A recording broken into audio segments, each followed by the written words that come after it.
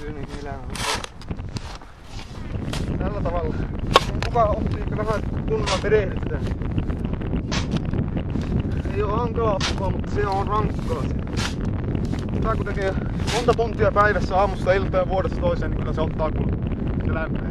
Tämmösen ne tilaa varsinkin on kaikki juhlia. Varsinkin löyppälösjuhlia on tilattu tosi paljon tämmösiä. Tämmönen kasa, se alkaa olla pikkuhiljaa valmistumaan päin. Tämmönen kasa. Se alkaa olla aika semmonen pyöriän muotoinen ja muutenkin semmonen aika hyvä oloinen. Ja nyt tämän jälkeen pitää vaihtaa paikkaa. Paikan valitseminen on todella tärkeää.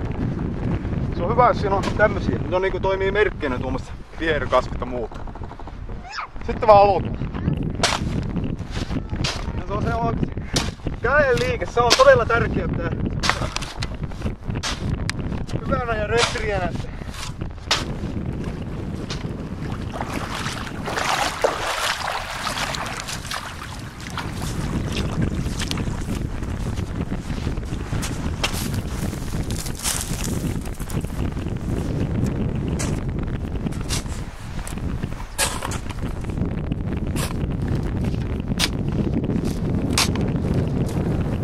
Enemmän täältä pitäisi kaivaa.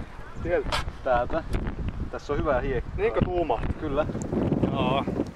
Mä en tiedä mitä ammattikoulua siinä olet käynyt, mutta mä oon tehnyt tätä 30 vuotta.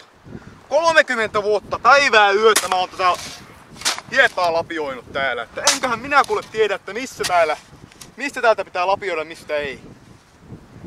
Aha. No se on just niin.